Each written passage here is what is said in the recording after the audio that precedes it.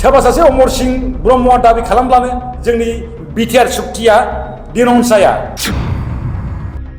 बिथाङा जोंनि ओनसोलनि थाखाय जोंनि ओनसोलनो मा बिहोमा होबोदों गावनि सरकारि साख्रि मावनायाव जों बे सुबुंखौ जोंनि सुबुंफ्रा जोंनि नोगोराव मोजाङै मिथियो। बिटिआर सरकारा आरो इउपिपिएल हानजाया जेब्लाबो बिटिआर ओनसोलनि गासै थाखोनि रायजो राजाफोरनि खामानि मावलांगोन। बिटिआर सुक्तिनि मोनफ्रोमबो दफाफोरखौ 1 to 1 चेक खालाम 1 to 1 जोङो मोनफा जोङो रुफाइन खालामनो थाखाय जोङो जानजि खाफ्रादों। दिनै बिटिआर सुक्तिनि गेजेरजों जोंनि ओनसोलाव गोजोन फैदों। मोनसे समाव क'क्राझार सोहोराव फालांगिरि फसंथानफ्रा मोनाबिलिनि 6 बाजि 7 बाजि जानाय लोगो लोगो दखान बाजारफ्रा गासैबो बन्द जादोंमोन।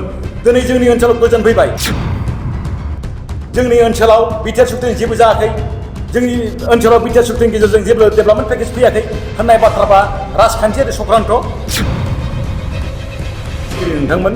नोंथांमोना जोंनि हांख्रायनाय बायदियै दिनै इउपिपिएल मिरु मावखुलिनि बे कनफारेन्सआव जों नोंथांमोनखौ बरायो इउपिपिएल जानानै। मोननैसो बाथ्रा लानानै आं दिनै मिरु इउपिपिएलनि फोसावदिं नेहाथारि जानानै बाथ्रा बुंनो सानदों। मानिनां अमर सिंह ब्रह्म बिथाङा जोंनि इउपिपिएल हानजानि आफादगिरि लोगोसे बिटिआरनि सिएम मानिनां मुस्रि प्रमद बर' आरो जोंनि हानजानि गाहाय नेहाथारि मानिनां राजु कुमार नार्जारिनि सायाव थांनाय सानसे साननैनि सिगां माखासे बाथ्राफोरखौ बिथाङा आसि खिन्थि बाथ्रा बुंनायनि सायाव हानजानिफ्राय आङो फंनैसो बाथ्रा बुंनो सानदों।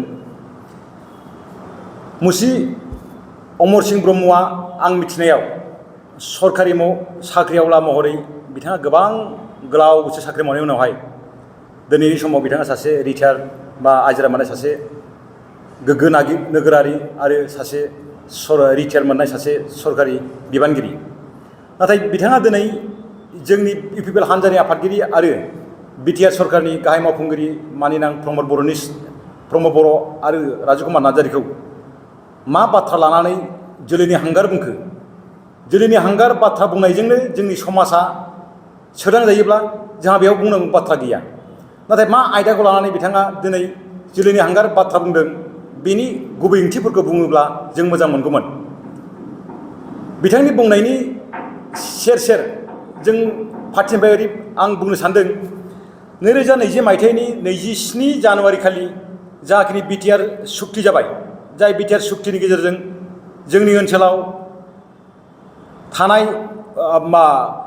एनडिएफबिनि बिदा फंबाय बिथांमोना मोनब्रै गुटआबो गोजोन सावरायनायाव बाहागो लानायजों लोगोसे दुलाराय बर' फरायसा आफादनि दैदेनगिरि इउपिपिएलनि दैदेनगिरि बिथांमोना जोंनि ओनसोलाव गोजोन खौसेथि मोनफ्रोमबो हारिनि गेजेराव गोजोन खौसेथि बिदा फंबाय अनलायनायनि मोनसे थासारि लाबोनो थाखाय बिटिआर सुक्तिखौ जों खालामदोंमोन।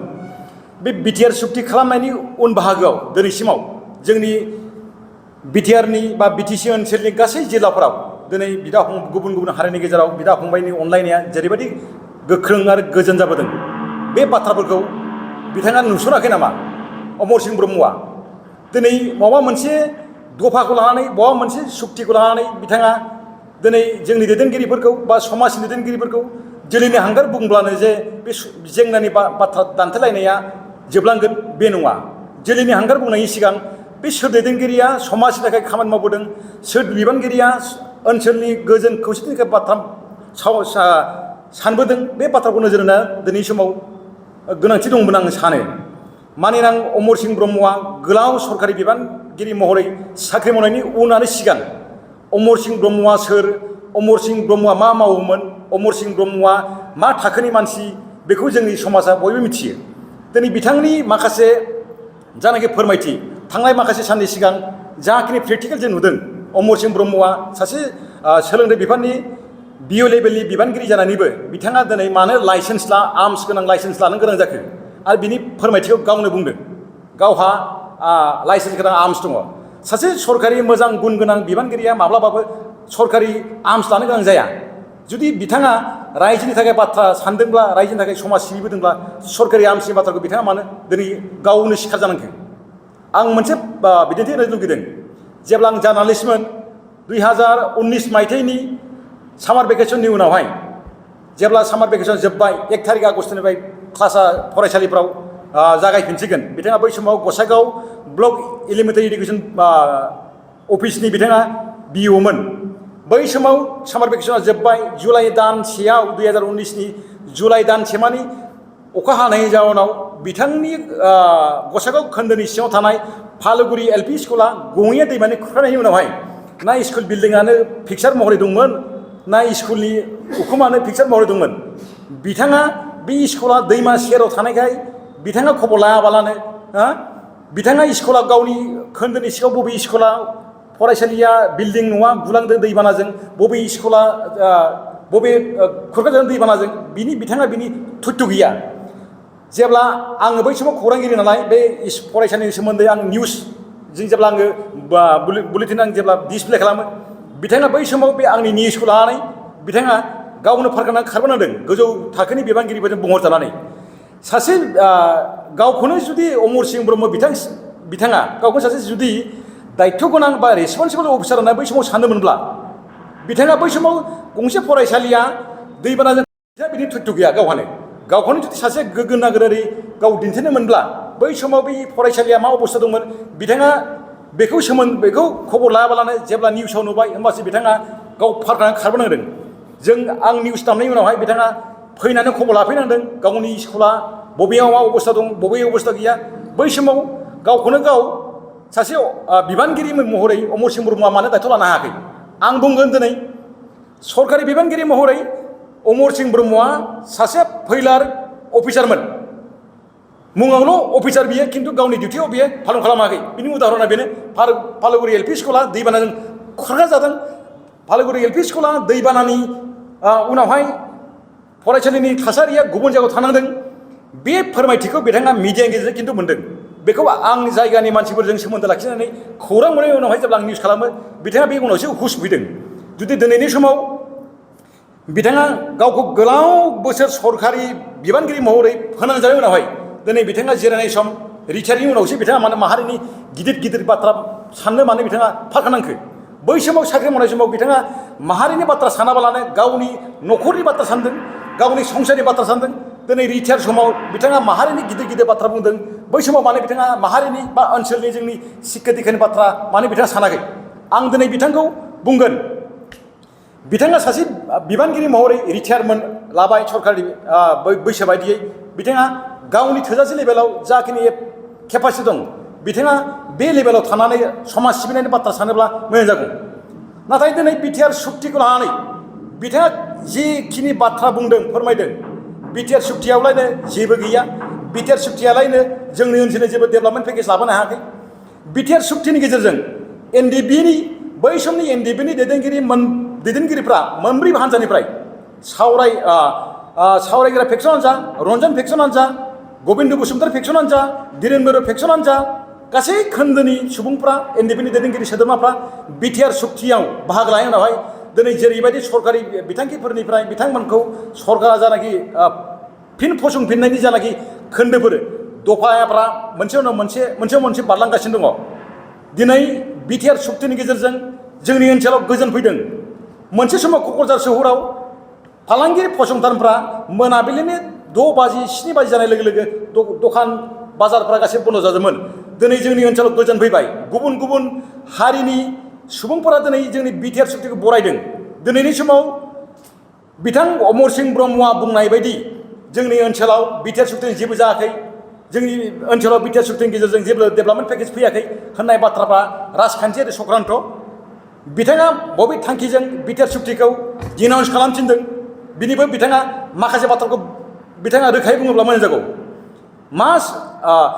बिटिआर सुक्तिखौ डिनाउन्स खालामनो बुंनायनि गुबै मोन्थाया अमर सिंह ब्रह्मनो सोर होखो बिटिआर सुक्तिया अमर सिंह ब्रह्म बिथां बुंनाय बायदि जोंनि ओनसोलनि थाखाय जेबो जायाखै बे नङा बिटिआर सुक्तिनि गेजेरजों गुबुन हारि माहारिनि गेजेराव गोजोन खौसेथि आरो अनलायनाया जेरैबायदि थासारि बोहैबोदों बेनि गेजेरजोंनो जोंनि बिटिआर ओनसोला फैगौ समाव गोबां रोखोमनि गोबां थाखोनि जों जौगानाय मोनगोन जोंहा मिजिं दङ मानोना आं दिनै बुंगोन इउपिपिएल हान्जानि जानानै जाय बिटिआर सुक्तियाव अकल एनडिबिल' आफादफ्रा बाहागो लायाखै बेवहाय दुलाराय बर' फरायसा आफादनि बिबानगिरि महरै दिनैनि चिफ बिटिआरनि बै मानिनां प्रमद बर', दिनैनि सानजा क'क्राझारनि एमएलए इउपिपिएल हान्जानि बै समनि गाहाय नेहाथारि एबसुनि लरेन्स इस्लारि आरो इउपिपिअनि दैदेनगिरि बिथांमोना जुथायै माहारिनि थासारिखौ,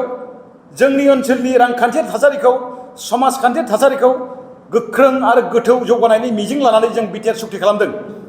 बे बिटिआर सुक्ति खालामनायाव बै समाव बिपिएफनि दैदेनगिरि, बिटिसिनि गाहाय मावफुंगिरि बै समनि मानिनां हाग्रा महिलारि आरो बिपिएफनि गोबां थाखोनि दैदेनगिरिफोराबो बिथांमोना साखि महरै बिथांमोना बिटिआर सुक्तियाव साखि होदों, सहि होदों। दिनैनि समाव अमर सिंह ब्रह्मआ बुंनो नागिरनाय बाथ्राफ्रा मा? बिटिआर सुक्तिया खालि जोंनि माखासे आफादफोरनिल' मोनसे नजिर नामा? जुदि बिटिआर सुक्तिया जोंनि गेजेराव जेबो लाबोआखैब्ला, जुदि बिटिआर सुक्तिया जोंनि ओनसोलाव रांखान्थियारि थासारि, रांखान्थियारि जौगानायनि जुदि जेबो मिजिंथियानो गैयामोनब्ला, बे सुक्तिनि समाव बै समनि बिटिसिनि गाहाय मावफुंगिरि हाग्रामा महिलारि आरो बिपिएफनि आफादगिरि हाग्रामा महिलारिया मानो साखि महरै सहि होखो गिबि मन्थ्रिजों लोगोसे? बिनि सोंनायनि फिननायखौ अमर सिंह ब्रह्मआ होनांगौ। 2019नि आं दहाय फोरमायनाय बायदि गंसे दैजों खुरखाजानाय फालोगुरि एलपि स्कुलनि न'नि थासारिया, बै समाव न' बिथायाबो दैमाजों खुरखालांजाबाय, बिल्डिंआबो बारहुंखाजों गुगालांजोब्बाय। जेब्ला मोनसे चेनेलाव सासे रिपर्टारा बे थासारिखौ टिभि चेनेलाव फोरमायो, होमब्लासो बिथाङा हुस मोननानै बे जायगायाव दावबायहैदों। बै समाव बै समनि मन्थ्रि, बै समनि जा दैदेनगिरियाबो थांनायनि उनावहाय बिथाङा फारखानांदों। जुदि गावहानो सासे क्वालिटि गोनां बा रेसपन्सिबल बिबानगिरि महरै बिथाङा बै समाव सरकारि साख्रि मावदोंमोनब्ला मिडियानि फोरमायनायावसो बिथाङा मानो हुस मोनखो? आं ओंखायनो बुंदों, बे आंनि मोननाय प्रेक्टिकेल। अमर सिंह ब्रह्मआ जानो हागौ गावनि जिबनाव सासे गावखौनो गाव राफोद बिबानगिरि महरै बिथाङा बुंगोन, नाथाय दिनैनि समाव आं बुंगोन सासे जार्नालिस्ट महरै बै समाव बिथाङा सासे फैलार अफिसार, सोरबा सासे जार्नालिस्टनि खौरां फोसावनायनि उनावसो बिथाङा गावनि फरायसालि, गावनि खोन्दोनि सिङाव थानाय फरायसालि गंसेखौ खबर लानो समाय मोनदों। बे बिथिंखौ नायोब्ला अमर सिंह ब्रह्मआ बै समनि सासे फैलार अफिसार आरो सासे भट गैयै दैदेनगिरि बा भट गैयै ओनसोलनि सासे नोगोरारिखौ सोरबा सासे सुबुङा गोरलै रावजों माबा मोनसे खामानि मावनो थांनायाव जोलैनो हांगार बाथ्रा बुंनायनि सिगां मानिनां अमर सिंह ब्रह्मआ गावखौनो सासे बड'लेण्ड ओनसोलनि नोगोरारि हिसाबै साननानै बाथ्रा बुंनाया दिनैनि समाव नुजायाखै। बबेबा दैदेनगिरि, बबेबा हालामनि खुंथायगिरिखौ बा बिबानगिरिखौ जोलैनि हांगार बुंनायनि सिगां अमर सिंह ब्रह्मआ मानो सानदिया गाव बै समाव गाव मा मावबोखो सरकारि जिबन महरै? दिनै बिथाङा सासे सरकारि साख्रिनिफ्राय आजिरा मोननाय बिबानगिरि। दिनै बिटिआर सुक्तिनि उनावहाय जोंनि ओनसोलाव जाखिनि जों उन्नयननि बा डेभेलपमेन्टनि जों मोखां नुनो मोन्दों, बे मोखां नुनो मोननाय थासारिफोरखौ बिथाङा सनमान होनो मानो राजि जायाखै? जाय सनमानखौ दिनै जोंनि बिटिआर ओनसोलनि गासैबो थाखोनि नोगोरारिफ्रा दिनै बरायदों बिटिआर सुक्तिखौ। बिटिआर सुक्तिनि गेजेरजों बे ओनसोला गोदान माखासे बिथांखिफोर नुनो थांगासिनो दङ। थांनाय गोलाव 15-17 बोसोर बिपिएफ हान्जा दैदेननाय बिटिसि सरकारा जोंनि बे ओनसोलाव मा मावदों, मा मावाखै, दिनैनि समाव नोगोरारिफ्रा बयबो मिथिगौ। थेवब्लाबो बिथाङा फ्राय 20 दानल' जानाय इउपिपिएल हान्जा दैदेननाय बिटिसि बा बिटिआर सरकारखौ मुं सुयै बुंनाया दिनैनि थाखाय बेयो गनायथाव बाथ्रा नङा। जों दिनै बेखायनो बुंगोन, इउपिपिएल हान्जाया रायजोनि जौगानायनि थाखाय, इउपिपिएल हान्जानि दैदेननाय बिटिआर सरकारा रायजोनि गोजोन खौसेथिनि थाखाय बेवहाय सोरबा मानिनां अमर सिंह ब्रह्मआ बाथ्रा बुंनाय बे जायाखै, बे ओरै जानांगौमोन, बे ओरै जानांगौमोन बाथ्राजों जोंहा बेवहाय खर' सानांगौ बाथ्रा गैया। जों रायजोनि थाखाय खामानि मावनो फैदों। इउपिपिएल हान्जाया जोंनि बिटिसि सरकार बा बिटिआर सरकारा रायजोनि थाखाय खामानि मावलांगोन। दिनै बिथाङा जोंनि बिटिसि सरकारा लानाय माखासे आसनिफोरखौ थांखि बाथ्रा बुंदों बिथाङा। बै समाव बिपिएफ दैदेननाय बिटिसि सरकारा मानो सुबुं धोन जौगानायनि थाखाय मोनसेबो बाथ्रा सानाखै? दिनै बिटिसि सरकार बा इउपिपिएल हान्जा दैदेननाय सरकारा जोंनि ओनसोलाव माखासे प्रशासनाव जों सुबुं फुंखा दिहुननो थाखाय सिएम सुपार 50, बड'लेण्ड सुपार 50 इन्जिनियारिंफोरनि थाखाय आरो गोबां रोखोमनि NIT IITफ्राव जों एडमिसननि थाखाय जोंनि फैबाय थानाय इयुन जेनेरेसनखौ जोङो रोंखा राखा खालामनो थाखाय जों बायदि रोखोमनि इडुकेसनाव जों मिसन खालामदों। सुबुङारि माखासे फालांगियारि नोजोरजों जोंनि ओनसोलाव आबादारिफोरखौ जोङो मदद होनो थाखाय बड'लेण्ड पिग मिसन जों लन्च खालामदों। बड'लेण्ड मासरुम मिसन जों लन्च खालामदों।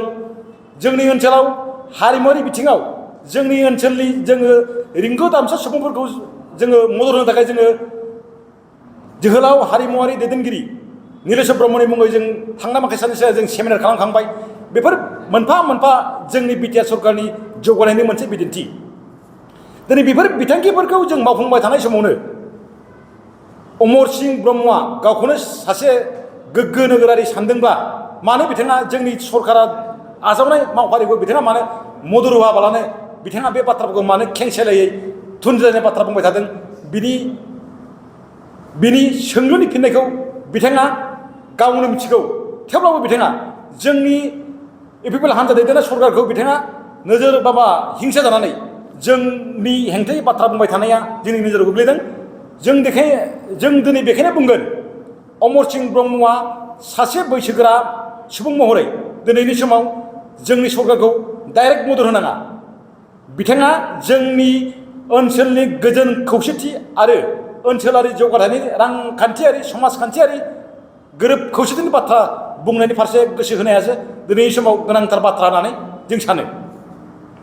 जों दिनै बिटिसि आरो बिटिआर सरकारा लोगोसे जोंनि जुथाइ सरकारा जोंनि ओनसोलाव जिल्ला खुंथाय आरो बिटिसि सरकारजों गोथौ सोमोन्दो फसंथानो थाखाय जोङो जोंनि ओनसोलनि रायजो राजाफोरनि गाहामनि थाखाय जोंनि ओनसोलनि सिङाव थानाय जिल्ला बिबानगिरिफोरखौ जों पार्सनेल रेसपन्स होनानै जोङो बिथांमोनखौ खामानियाव बाहायदों बा जों कमिउनिकेसन खालामनो नाजादों।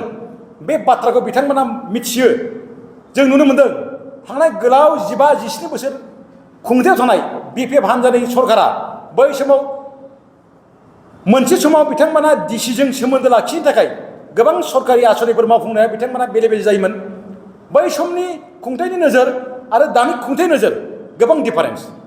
जोंनि सरकारा लुबैदों जोंनि ओनसोलाव थानाय जिल्ला बेंगिरिफोरजों जोंनि बिटिसि खुंथायजों गोथौ सोमोन्दो लाखियोबा जोंनि जौगालु हाबाफारिफ्रा जोंनि सोमोन्दोआ गोथौ जागोन।